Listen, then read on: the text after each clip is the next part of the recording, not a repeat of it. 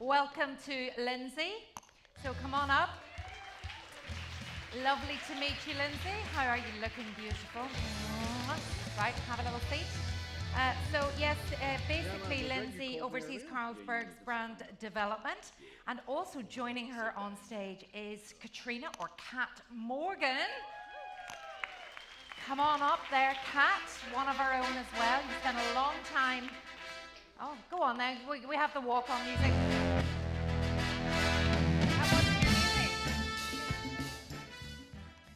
It was supposed to be Charlie XCX. Now, what bit of Rocky versus Charlie XCX did we not understand? What was yours there? I think you did it for both of us. Charlie We thought that XCX. was good enough for Oh, both it's of us. good for both of you. I think it's pretty good as well. So, Kat, you're creative director and brand strategist, known for your work primarily at Adidas and your personal project, which is Pure Melter.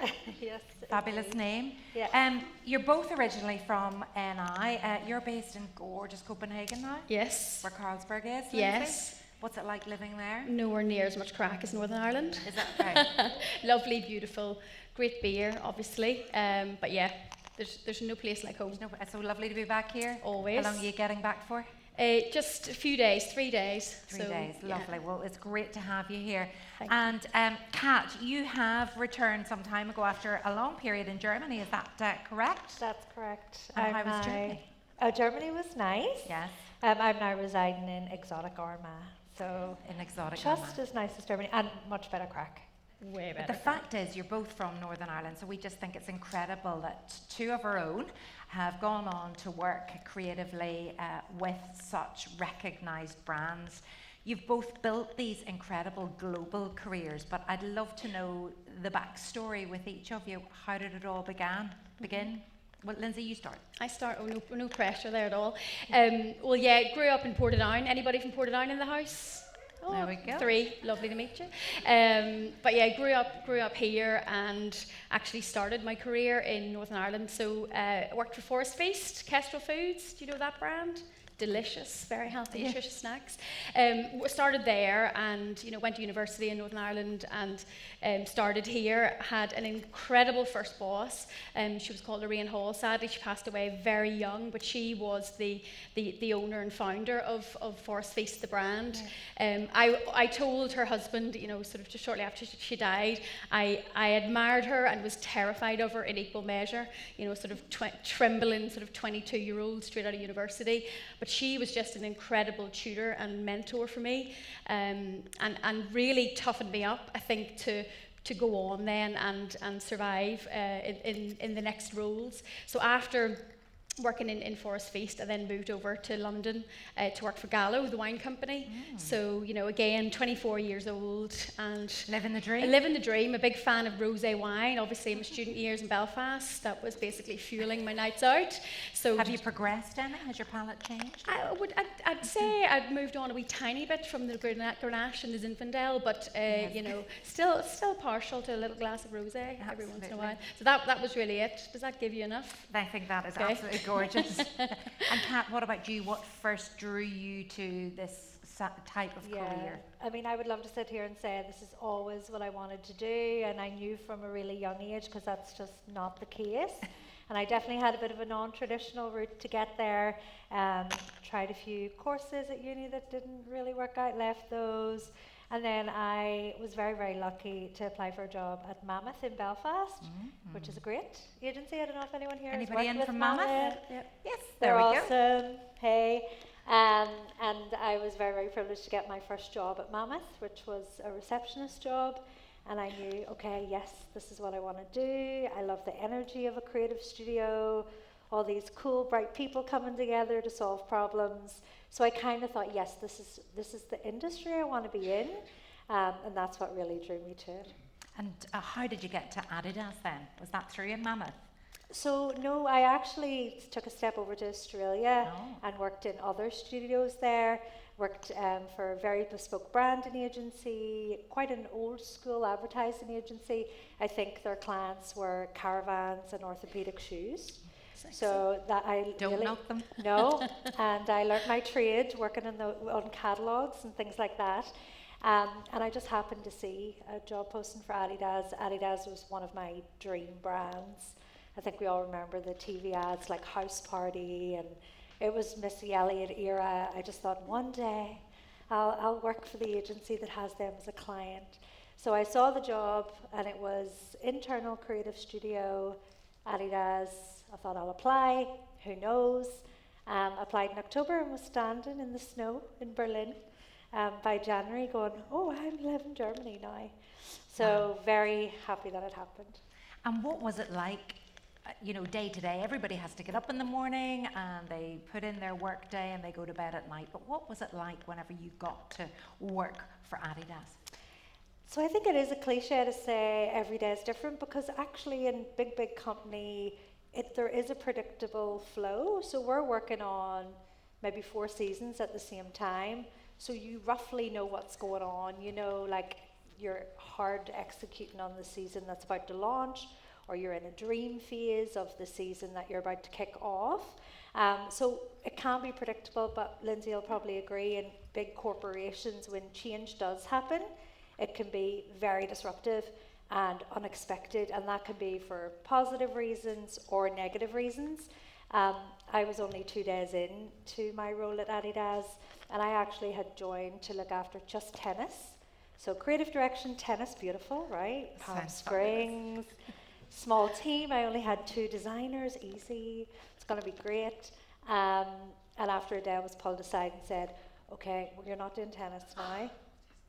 You're doing football. Okay. You had 2 designers. You now have 6. Okay. They don't really like each other. Okay. And your project's due in a month. That's just like what Rita was talking about earlier, Yeah. when she was trying to explain to her sister, Exactly. turning from something to dermatology as a doctor. So total change. And how did you feel you coped? I'm going to come back to you now, Lynsey. No, I'm enjoying this. You just talk away. In the moment, I was like, oh, Yeah. but I'm here now. But really, it was a gift, because football category, as everyone can imagine, is elite. Best budgets, best athletes, best visibility. I learned everything that I needed to learn on that category. And the team of 6 designers, they all, in the end, we all made it work. So I see that as a very disruptive change. But in the end, it was a real positive for me going forward. That is so interesting, isn't it? So what really terrified you and scared you turned out to be flipping brilliant. Yeah. Lynsey, would you relate to that? Oh, definitely. I think I started with Carlsberg 11 years ago, so I was working in their UK office. So the same thing. I'd actually started a new job just before that, and I was incredibly bored, and I sort of knew deep in my soul I'd made a mistake. I'd left a big food company, Premier Foods, to join another company which I won't name. But they were brilliant people, but I just knew I wasn't excited about the products. So I got a call about Carlsberg, and my best friend is Danish. I met her at uni like 20 years ago, and she had a really bad day. And she said to me, oh, please speak to them, speak to Carlsberg. You get to come to Denmark all the time. So I applied, got that job, and started in the UK. And of course, you fly to Copenhagen and you're listening to the global team talk about the brand. And not once, I was a senior brand manager, not once did it cross my mind that someday, not in the not too distant future, I would actually have that job. It was an all-male team. Beer is very male-focused, and that's fine. But I just suppose I wasn't looking up the chain thinking there's a space for me there. And then I was going to leave Carlsberg, actually. I was actually going to go work on Guinness, another fantastic beer brand. And Carlsberg didn't want me to go, so they were sort of throwing all these sexy jobs out, what about this, what about that? And then they offered me a role in Hong Kong. So I went out there for a couple of years, and that was really life-changing. And I was looking after all of the markets in Asia. And, just for me, the dream in terms of learning about different cultures, expanding your horizon, having people from all over Asia, hearing the Northern Irish accent, it was a great moment for me, and a real moment of realizing you can do anything you want. You just have to say yes, and you have to take that step. And then I got a call to ask would I be interested in coming to Copenhagen. Now, I was having an amazing life in Hong Kong. I was wake surfing at the weekends. I was climbing mountains. I was dining out, having the time of my life. And they asked me to move to Copenhagen in November. Now, I don't know if anyone's been to Copenhagen in November. Nippy, dark at 3:30. The Danish all go in and lock their doors in October and don't come out until spring. The hygge. Yeah, it's all lies. It's like candles and hide in their houses. So it's like here. So it was a really, really tough decision. So I was just starting to get my life. I just got divorced, and I was just starting to, be happy again. And then they uprooted me, and I was raging. But I got to Copenhagen, and I thought, I'll give this a go for a year. And then 4 years later, I'm still doing it. So, huge learning curve, because I'd never done a global role. I'd only worked in always in FMCG, always in market. Of course, I'd had the 2 years in Hong Kong in the regional experience, but then taking that bigger step, it was a huge leap, but so far so good. So and I met a really hot Danish man, just as a side note. There we go. Well, you're smiling and you look fabulous, and I see you're on brand beautifully. I want to talk about, such a heritage brand and the advertising that Carlsberg, the probably, right? It's genius, and it continues and prevails. What do you actually have to do? Because that works. How do you stay relevant, current, fresh when it's like, just put it out again? It's genius. Well, I wish that was true. Is it not right? See, don't understand. But explain to us. But that's a great moment, isn't it? Like for marketeers, because I guess we sort of agonise and stress over this tagline and these words and what they mean. But for most consumers, I take it you're not studying Carlsberg of an evening. Not really. No. But for most people, they just say, like, I arrived into Dublin Airport the other night, and the guy was asking what I was doing, and I was here to do this talk, and where do you work for? Carlsberg, probably the best beer in the world. Everybody comes out with these lines. But the problem with that is, it's brilliant because we have such equity. Do you hate it now? No, absolutely not. Right. No. I wonder, do you just go, not again? No, it's gold. So we've about 50 years of equity in that. So to have a line like that, the problem with a line like that is if your beer isn't, the top notch, or the quality isn't good maybe, or someone has a bad pint, or they have a bad experience, or some markets aren't focused on the quality of the beer, then it becomes meaningless and it becomes inauthentic. So I don't know if you noticed, a few years ago when I was in the UK, we relaunched the Carlsberg brand, and I did this campaign which broke the hearts of the IP department and the legal team, but I actually put probably not the best beer in the world. Ooh. Did you see that campaign? Yeah. That was very controversial. But the point of it was, we had recognised the beer. Now, not in Ireland, north and south, the beer is made actually by Diageo. You've got no issue with your quality. You're all good. Okay. But on the mainland UK, the beer the quality wasn't as good in consumers' minds. So they had said, it's not as good. Like laughing at it. There was tweets that said Carlsberg tastes like the rancid piss of Satan. Yes, and worse than that. So we set about to say, look, we did a blind taste test. The truth was people loved the beer, but they started to think that it was just a trashy beer, cheap and cheerful.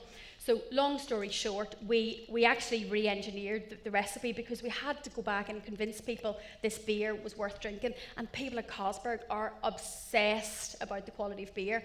So we had to almost, we didn't need to do it because when they drank the beer blind, it was the top of the table. When they drank it branded, it went down to the bottom. And Peroni went to the top.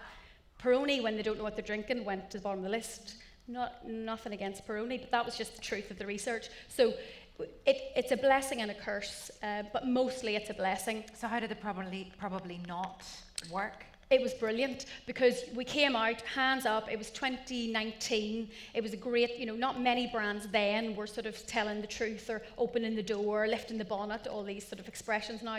And it was a real sort of, almost taking your clothes off moment and just standing there and saying, here we are. But it went down really well, and at the time, it ended up on I think BBC News covered it, which you're doing well when you're getting sort of this type of earned media. Noticed. You're doing something different, and people go, oh, that's exactly. And it was in all the big newspapers, and all of that. But it was great because what happened was the British public gave us give that a try, give that a go, and the results were phenomenal. But really, the big results came in getting a relisting in Tesco, and the big sort of commercial results that came about. But like, even to this day, I always check that I'm obsessed by the quality of our beer. I'm a wee beer stalker, and I check. In the UK, I'm always, if I see even a blip in their quality, I'm like, hello, excuse me. And how do you see the blip? What's the good test? Well, you have results. We've all sorts of results. Yes, so I'm checking all the time. So you're not secret shopping around the place? I do plenty of secret shopping. Is that drinking beer? Is that what that is? I do plenty of that. Yes. Do you actually drink Carlsberg? Of course I do. Probably, yes. Always. I love it. Are you serious? No, I just wanted to know. I just wanted to know. I do. You should try it. We're going to be watching her. We're going to be watching you later in the bar. Kat, talk to me about one of the big campaigns that you've worked on, that kind of pinch me moment where you think, whoa, it worked. Yeah, I was reflecting on some of the campaigns I've done. And there are campaigns that you do that, are very emotive and change culture. But if I really think about campaigns that I've enjoyed, because I feel like sometimes we can take ourselves a bit serious in marketing and advertising, and the one that I enjoyed the most was the Women's World Cup for 2023. And I enjoyed it the most because at the time a lot of brands were leaning into the difference between men and women and how to get the women's game, recognized. And we approached it like, yeah, they're different and that's okay. They're different because the skill set's kind of different and it's its own game, so let's celebrate our players. Celebrate the difference, that's a good thing. Exactly, and we wanted to take this tone that was cheeky, fun, irreverent. Yeah, we're different, but it's all good. And I just really enjoyed that because a lot of the women in the business were like, love it. Yeah. We're kind of tired of this woe is me. I'm like, we're tired of it. Yeah. And the male colleagues were like, are you sure? I was like, there's a lot more work to do for sure, but let's just have a bit of crack. And we had the best time. Honestly, we got to showcase some of our female players that deserve a lot of light, like Alessia Russo, Lena Oberdorf, Mary Fowler, Australian player. We got to travel to very exotic locations like Manchester. No. That was great. We built a pretend forest in Manchester to make it look like an Australian forest. But the best part as well, we had a lot of support from legacy Adidas personalities. So your likes of David Beckham and Ian Wright, etc. So it was a very exciting, really, really fun project. And when I look back, that is the one that always sticks out to me because great energy, great camaraderie. And the byproduct was we got to showcase the women's game in a celebratory way. Not a, please look at us, please watch us. And Pure Melter as well, sort of tell us about that. Yeah, so I actually quit Adidas in January, and because I was working on projects, Paula's gonna be here, not like this, a year ahead, I was actually placed on a non-compete when I quit, which meant I couldn't work for any competitors. Yeah. Now, I told them I was moving to Northern Ireland, so I don't know who they thought the competitors were. But if anyone from O'Neill's is here, I am free.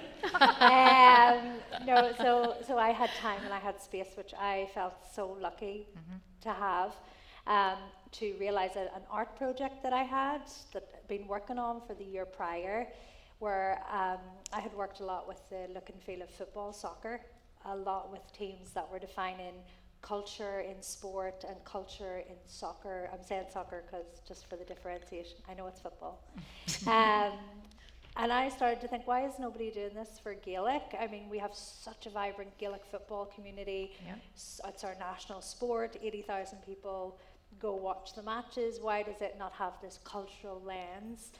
So I started to work with, trigger warning, AI, way back when it started, to craft a visual world that I felt, oh, this feels like a modern Ireland, it's not cliche. And while I was building this world, it was really showing these different designs of apparel and jackets and materials, and I started to post them, and a lot of people in Ireland with the same kind of profile as myself were like, can you please make these? I want to buy them. So you used AI to help you to come up with that? So AI is in my design process. That's my conceptual world. Wow. Once the product is brought into the real life, I do use real models, real photographers. That's very important to me. But in real terms people. of the creative process, yes, this because has really it's added something to your offering. exactly, because AI for me is just a tool. It's a way to mood board and try and test things. It should never be the full thing, No. but it is a way to help me prototype and test. So I started Pure Melter because I had that time and space to do so. And you've some tops. Did you bring any with you today? I did, and I threw one at Paddy as he was running for the train. For the train. Goodness, he's going to get So a I few said, looks. What's on it? Please make a post later. Yeah. But Good. no, a lot of the people who've worn the jerseys so far are just great people, people in our culture and community, DJs, drag queens. Joanne McNally even popped it on for me, which was amazing. So you're doing this for yourself now. What does Yes. that feel like after being with such a big brand? It's very different. I mean, I'm not a business person per se, and that's been a real challenge to start a business. But even so, when you work in a big company, you've 20 people in that team who know everything about trend and insights, and you've 30 people in that team that deal only with material. And let's go to the people who know about supply chain and pricing, where now it's just me, but it's really fun. So honestly. is it selling? Is it going to be, I mean, you were talking there about O'Neill's, but you want to sell to O'Neill's, or would you like to work I with have a O'Neill's? website where I'm selling direct to consumer. Okay. Right, I'm just looking at the clock. We've 14 seconds left, and Oh I'm my only gosh. like a third of the way through my questions. Give some advice to the people in the room today, on a lesson that you were inspired by a great leader. If you could give something back now to the community in the room here today, what would it be? I think you probably don't realise sitting in these chairs today like how special people are from Ireland, and I really, really mean that. It's not some sort of homesick little woman on the stage talking to you. I think we have got a passion in us and an energy in us and an optimism, I think, as well, because I can't tell you how many times people in my career have come to me and said, like, where can I get more people like you? And I say, Northern Ireland. Yeah. Make your way across there. So I think just like we have this sort of mentality of thinking we're really small. Maybe you don't. Maybe we've moved on. I'm 20 years out of Northern Ireland, but we always get surprised when we see people doing well. Oh, they're from Northern Irish, And I'm like, when are we going to let that go? This sort of small island, or this Imposter mentality. syndrome or Yeah, imposter syndrome. So I just think of course you need to go through the pain, and you need to have your falls to build your confidence and your courage. But I just would say try and get to that point as soon as you can, because I look back and I was terrified in my 20s and early 30s working in England, really feeling I wasn't as good as everybody else deep down inside. And now, like, I'm 43 now. It's not like it's not like I'm sort of sitting in my 90-year-old wisdom. But I really know that I should have got there sooner. So just believe in yourselves and believe in there's something special here in the water. It is a gift, and I think Nigel, one of our earlier speakers, the negotiator, was talking about those steps to influencing and motivating, and it was about warmth and competence. I think we have that. We have the warmth By the thing going bucket. on. Yeah, sometimes people don't understand us, but we're good. What about you, Kat? Some I final fully takeaways? fully agree. I did realise when I moved to Australia and across to Germany, and you're working with so many nationalities, if we are in a presentation or a boardroom and we speak, everyone is like, huh? Now, I don't know if it's just they don't know what we're saying, or they're just like, where is this accent from? So I think we have such a culture of storytelling in Ireland in general. We have such a strong presence that we really need to just own that. And the creativity as And well. the creativity, In for abundance. sure. Yeah. And you will meet people on your travels, and everyone's like, never has one person said anything bad about an Irish person. We are just loved all over the land, so we've got to use that. Got to use that indeed. Thank you so much to Kat and Lynsey. Could listen to you all day. Stay there just in case. Yes, round of applause. I can take one or two questions. So would anybody like to? There's a hand has shot up here on the table. I'll get that microphone to you. My goodness, you've been working hard today. Hello. Hi, my name's Jasmine Graham. I'm just wondering, what's something you wish you knew when you were starting off in marketing, for either of you What to you wish answer? you'd That you wish you knew prior to You- going in, and with all the knowledge you have now, if you could give advice to someone starting out like me, what would you give? I did a little bit of marketing for 2 years. Mostly my background has been creative direction teams, design studios. And my first 2 weeks in marketing, I was drowning in PowerPoints and decks and strategies and everything. It was very overwhelming, and I wish I had known that about 80% of that, you don't really need to take all of that in, and you really need to lead with how are you making people feel, and what is the work making people feel. And I think that's been the biggest thing for me, is always how are you making the audience and the consumer feel. And then on top of that, just stay close to consumers. I mean, I still now, my favourite thing to do is just, we did something recently where we did a load of innovation in this fast track process, and we thought we were so smart, and we had all these beers that people were going to love. We took them to consumers that night, and they just tore them to shreds, and they picked the things that we didn't think were that good. So always go and listen to consumers, and then you will have the most powerful voice in the room, because consumers the only person paying for your products or services. And be willing to be brave. listen and change. We've heard that. It's been a bit of a theme today as well. Last question. Anybody? Yes, one over here. I'll not make you do this again. Or maybe once, twice. Thank you, thank you. Time for a pint of coffee. Hello, my name's Sarah McBriar, and this is a question for Lynsey. I think it's incredibly brave to make a move to go against a campaign that was so well known globally, to say Carlsberg's not the best beer. Making that decision for a corporate global brand, like how do you go about knowing? Well, you don't obviously know how it's going to land, but having the bravery to do that, like, what was the process for you for that? Are we more risk averse here to do something? Probably, and at the end of the day, I thought, what's the worst that can happen? The worst that can happen is I'm going to get fired. Yes. And they would have to give me a big payoff. Did you realise that your neck was on the line? Yeah, but they don't have to pay me off, and it would be grand. I'd get another job, because we're Northern Irish and we're fighters and we're special. So, but definitely you couldn't predict it, but you can be very planned. So of course we were ready for the keyboard warriors, the bravest people in the world who, call you everything under the sun, probably smiling at you when they're ordering their coffee in the morning. But we were ready, we were prepared, and we were organised. But I did have to convince, because I was in the UK role at the time, I had to convince the person doing my job and the legal team and everybody else that this was going to be okay. But we didn't just say probably not the best beer in the world. We said probably not the best beer in the world, so we changed it. And then we had long form where we said, kept this, kept that, changed this, changed that, changed this. So we actually took people on a journey, but we made fun of ourselves first. We reposted all of the evil Twitter posts. One of them was, another one you like was Carlsberg tastes like the bath water that my nan died in. Oh my God. That was a special one. And that we reposted. And then people are like, well, this is Carlsberg. What's going on here? The first thing they thought somebody had been fired, and they'd got into our system. So it built. But look, the beer was great. We knew it was great. You turned that negativity into something amazing. Yeah, and I was nervous. It was over Easter weekend, and I didn't sleep for 4 days. And in all honesty, only 4 days, absolutely petrified. But then the British public liked it, and actually it did travel further than the UK, whereas we had to make sure that people in the south of Ireland in the team in Diageo, they didn't want anybody in the south to see this because their beer was great, so we had to be very careful. But you can have fun, but that was a 10-month to a year in the planning, so you got to be careful. Well, it hasn't held you back at all. Lynsey, thank you for being here today. Stay a little longer, enjoy. We'll be watching what you drink later. And thank you so much for being here today. So to Lynsey and to Kat, thank you so much, and good luck with the new brand. Thank you.